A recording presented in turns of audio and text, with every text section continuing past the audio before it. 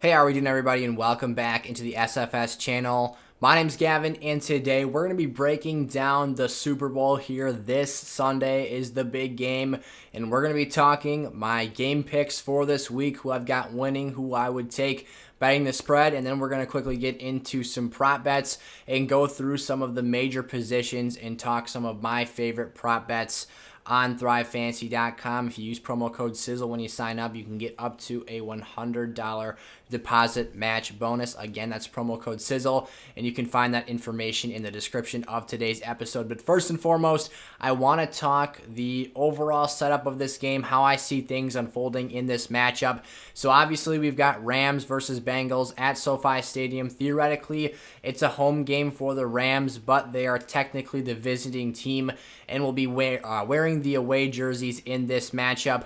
So right now, just to kind of get this out there, if I were to pick the game straight up, if you had to make me pick a winner, so if I was betting the money line, I would take the Rams in this game. I think that overall Cincinnati is a fairly favorable matchup for the LA Rams defense, and I think that's what this game is going to come down to. Both of these teams are very offensive-minded teams and have a lot of firepower on that side of the ball, but I think it's going to come down to who makes more plays on the defensive side of the ball, and I think that, again, because of the mismatches that Rams defensive front presents to the Bengals offensive line, that's something that is going to be a critical piece of this game.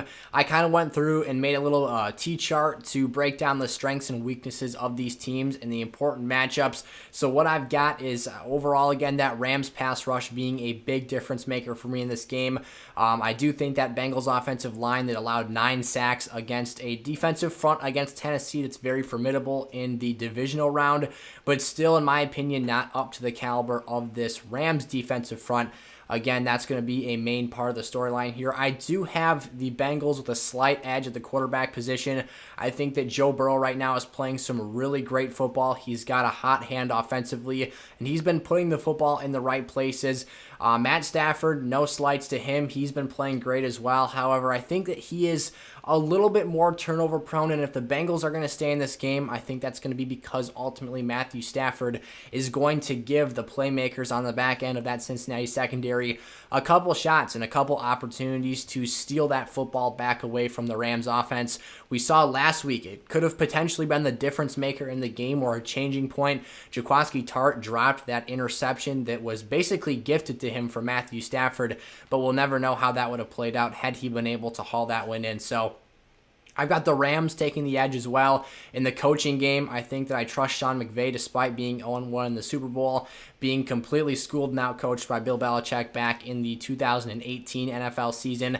I'll take him here over Zach Taylor, one of the members of his coaching tree, if you will. I do have though, the Bengals do have playmakers in the secondary. Jesse Bates, Chidobe Awuzie, and Mike Hilton are all very talented players. We'll get into those matchups a little bit more as we talk through some prop bets. And I do think that Cincinnati right now has the better run game. And I think that that's something important that's going to help them stick with things. That's why we're going to get into a second here how I see the overall point spread playing out here. But then the Rams have a really strong secondary, and their ability to have Jalen Ramsey on the field presents them with some opportunities to either single up Ramsey on Higgins or Jamar Chase and then double the other player, which I think will be a huge advantage. And then the Rams, some of those players as well have Super Bowl experience, whereas the Bengals don't really have anyone on their roster that has been in this big game before. The Rams were here just a few years back. But getting to the point spread here and then into my prop bets for this week, I do have the Bengals covering +4. So in the money line, I'll take the Rams to win this game, but I'm not going to take the Bengals anything under a field goal. I think that with how opportunistic this team has been, how hot this football team is playing right now, there's no reason they can't keep this game close. And as we saw against Kansas City, they fell behind by a large chunk, 21 points, and they battled back and ultimately won that football game. So I think that there's going to be an opportunity, no matter how the first half of this game plays out, for Cincinnati to keep this one close. Again, like I said earlier, Matt Stafford is someone that will give you the football here, and there's actually on BetUS, if you guys want to go check out that platform. I'm partnering with them for the Super Bowl this year. If you're looking for a sports book to check out to make these bets, you can bet the Bengals +4, that Rams money line as well. And they do have 2 in-game props for Matthew Stafford and Joe Burrow. I actually like both players on BetUS over half of an interception, because I think that Joe Burrow's inexperience could potentially cough up the ball, or really not the inexperience, the duress he's going to be under, the pass rush. He might have to force a ball late in this game that could easily get intercepted by the opposing team. And then again, Matt Stafford almost routinely gives you an opportunity or two to intercept the football. That's why he was amongst the top in the NFL in interceptions this season. So again, BetUS, the link to sign up for an account on their website is also in the description of today's episode. They've got some really good deposit match bonuses in there. You can get a 125% deposit bonus on their sportsbook when, and I believe that's up to $1,000. So if you deposit $1,000, you'll get $1,250. So again, a very, very advantageous opportunity to go check that out and take advantage of it. I will be playing and placing those bets for this weekend in this Super Bowl on BetUS. Now we're going to move into the prop betting section here. So again, Thrive Fantasy, if you want to go sign up on there, use promo code Sizzle when you deposit. They'll get you a match up to $100 on their platform. They're running an awesome Super Bowl promo right now. So they're basically giving a freebie in terms of the prop bets, where you have to stack 2 or more players. So either have between a 2 and a 5 leg contest to get that maximum payout. Obviously, the more players you put into that, the harder it's going to become. But right now, if you want to do a simple 2-leg prop bet, they have Evan McPherson over or under half a point. So essentially, if Evan McPherson at any point in this game scores an extra point, you're going to cash in and get the over on that prop. So all you have to do aside from that is guess a Rams player's prop correctly, and you're in the winnings. If it were me, I would say my favorite bet would be the simple over on Cooper Kupp. I don't know how many times he has cashed in on the over for me this year. Essentially, I mean, it's got to be 80% plus of the time that he goes over that marker, because he's been so dang consistent and had such an elite floor. But we'll talk about Cooper Kupp in a little bit. So again, Evan McPherson over half a point. That's an easy one. I will also stay tuned on the screen. I'll be popping all of these props up for you to take a look at as well. Joe Mixon, someone for the Cincinnati Bengals, moving into a running back position here. His line is set at just 61.5 yards. I think this is a great opportunity for a team that I think is going to need to run the football this week to take some of the pressure off of Joe Burrow from that pass rush. Keep the defense honest. Don't let Aaron Donald, Von Miller, Leonard Floyd, and even some of those interior players, A'Shawn Robinson and Greg Gaines, are underrated pieces that they have to move players around in that defensive front. You don't want those guys getting after it.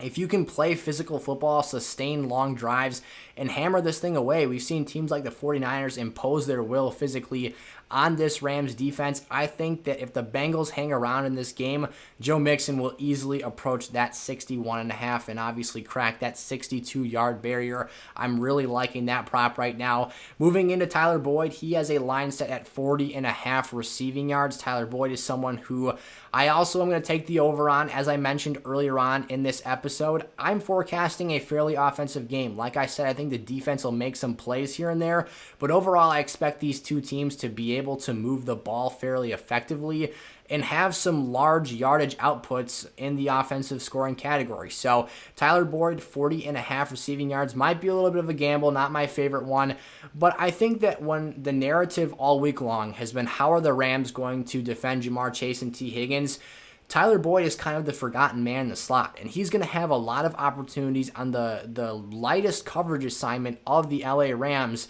to get free, and all it takes to get 40.5 yards is a couple of plays. So I think if they dial that up properly, utilize the middle of the field, Tyler Boyd could be a connection that if you're looking to stack some of these 3, 4, 5 leg contests, could be a sneaky one to pop in there. Moving into one of the bigger name players here, Jamar Chase, his line is 79.5. I'm going to take the under on Jamar Chase for this week for the simple fact that, again, the narrative all week long has simply been Jamar Chase versus Jalen Ramsey, and in conversations where that hasn't been the case, there's been the idea of double covering Jamar Chase every snap and throwing Jalen Ramsey on T. Higgins and trying to stifle both of the number 1 and 2 passing options for Joe Burrow's offense. And at the end of the day, I think that he's going to have his work cut out for him. We saw him make a really nice touchdown reception in the AFC Championship game against the Kansas City Chiefs. But for the most part, the Chiefs stopped Jamar Chase from killing them in the yardage department. They allowed him to make a couple plays here and there, but ultimately Jamar Chase wasn't able to be the number 1 option, and Joe Burrow had to look to T. Higgins. With that said, this Rams secondary, this Rams defense is much better than that of Kansas City. Their defensive line is light years ahead of what the Chiefs can provide. Chris Jones is a dang talented player, but outside of that, the other edge talent that the Rams possess in Floyd and Miller is just something that the Chiefs don't have the luxury of. But again, we're talking Super Bowl here, so I'm not going to ramble on for Kansas City.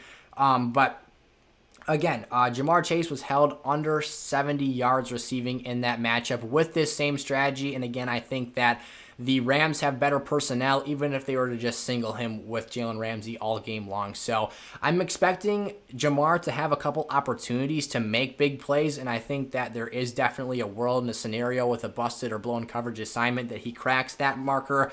But I think that the game plan is going to be slow down that chemistry between these two players that have already won a national championship together in college. Moving into some Rams players now, talking Cooper Kupp. I mentioned him briefly earlier on, but if you're looking to make a safe 2-leg prop bet here, I think taking that Evan McPherson promo and Cooper Kupp over 106.5 yards is going to be a ticket winner for you here. Cooper Kupp is essentially unguardable. We've seen teams try to bracket him, try to play tough coverage assignments on him. But at the end of the day, I think that there's just nothing that you can do. Even though you've got Mike Hilton, Matt Stafford's going to force the ball to Cooper Kupp, and they're going to have their fair share of connections all game long. Again, Cooper Kupp over 106.5 yards. Matthew Stafford, talking our first quarterback action here for today. I'm going to take Matthew Stafford's completion number. It's set right now at 24.5, and I'm going to take the under on that. I think that the Rams... Kind of my expectation for this game is for the Rams to jump out to a lead early, to be leading at halftime, almost a similar game script to that of the Chiefs and the the Chiefs and the Bengals back in the AFC Championship game. And I think that we might see a late game rally for Cincinnati, but I overall think that the Rams will control the pace of this game. If that's the case, I think that there's no reason Matthew Stafford needs to complete 25 balls, and I think that they're going to be able to have a fairly balanced rushing and passing attack here, and that's my case for taking the under on him at this moment. OBJ, he's got a line set at 63.5 receiving yards. While I don't think that Matthew Stafford will have to have an overly high volume passing day, I do think he's going to have a very efficient day because of the fact that there are some playmakers in this Bengals secondary, particularly Jesse Bates over the top, but the boundary corners aren't always in the best position to make plays. I do like Chidobe Awuzie, the one boundary corner for this team, but if you can get OBJ taking on Eli Apple at some point in this game, we all have seen Eli Apple talk endless amounts of trash this season and just be an absolute headache. And honestly, if you lose to the Bengals, you don't want to hear it because Eli Apple's coming for your team. But essentially here, I think OBJ with his explosiveness has the opportunity to either get free deep down the field or to catch some sort of an in-breaking route. OBJ is a monster on the slant pattern and take that one for a large amount of yardage. I could easily see OBJ with the stat line of 4 catches for 65 yards, having an uber efficient outing, and again, cracking the over on that marker. Moving into our final two props here, I do have Joe Burrow, so we will be talking the Cincinnati quarterback, obviously. His passing yards is set at 276, 0.5 passing yards, and I'm going to take the over on this one. And this is one of my favorite thoughtful bets here that I have, in the sense that you don't necessarily think that he's going to have all of his passing options free willingly creating space down the field. They're going to make things very tough on Joe Burrow in this game. But ultimately for me, the difference between the over and the under was looking at that Titans game. And in the Titans game, Joe Burrow scored just 19 points offensively for the Cincinnati team, but the amount of sacks he was taking was pushing this team backwards on such a great rate that he was having to climb out of longer and longer holes and getting out of larger and larger deficits. And so he was having to pass for more yardage to, in the end, create the same amount of distance to get into scoring range. So in that game, again, just 19 points, but 348 yards passing. No touchdowns, though, in that game somehow. But again, I think that the pressure that the Rams put on Joe Burrow, the sacks that he's going to take, is going to move this Bengals team into negative territory at points. But Joe Burrow, I think, through 4 quarters will be able to pass them out of this. And again, I think it's going to take a late game Cincinnati rally to come back and take this game if they are to become the Super Bowl champions. So I think that it's going to be more dependent on his play per se than a Matthew Stafford in this game. And then finally here I've got Cam Akers, the running back, the lead back for the LA Rams. I'm going to take the over on his rushing number at 63.5. At the end of the day, I went back and forth with this one. He's been struggling, hasn't been looking great in the postseason. But ultimately, being completely realistic and honest with myself, I took the under on Cam Akers last week but in the NFC Championship against the San Francisco 49ers. I took him under 60.5 rushing yards, and he only got 48. However, he got dinged up in that game. He missed a healthy chunk of time where he wasn't on the field. He ended up coming back, though. But when I really thought about that, watching the success he was having early pre-exit before that injury cost him time in that game, I think Cam Akers was going to get that yardage. Even against a very formidable rushing defense, a very physical team, which is something that this Rams offense has struggled with in the past, I still think he would have made that marker if he played the whole 4 quarters of football. So just the efficiency, I don't think it's going to take him 20 carries to get to this number. Cam Akers is a very explosive player. All he needs is one crease. And this Bengals rushing defense hasn't been overly stifling. Even you look back to the AFC title game, Jerick McKinnon had over 60 yards rushing on just 12 attempts. Clyde Edwards-Helaire had some effective runs and actually drove forward and played physical football as a small 5'8" player. So I think Akers, as long as he plays 4 quarters of football here, has a great chance to be successful. Let me know, guys, down in the comment section below what your thoughts are on prop bets this week. If you have any questions for me, I'm happy to get back to you. Who is your Super Bowl pick? Again, let me know that stuff down below in the comment section. And go check out Thrive Fantasy. That's where all these props were pulled from. These lines will probably change a little bit before the game kicks off. But if you have, again, any questions about adjusted lines by the time this video goes live, drop those down in the comment section below, and go check out BetUS as well if you're looking to make any bets on the game, bet the spread, bet the money line, any of the in-game or quarter-long prop bets that they have. It's a great experience, and again, you can get $100 if you use promo code Sizzle when you deposit on Thrive Fantasy, and you can get up to a 125% deposit match bonus on BetUS, up to your bonus being $1,250 if you deposit $1,000. So thank you, guys. I'll see you next time. Peace out.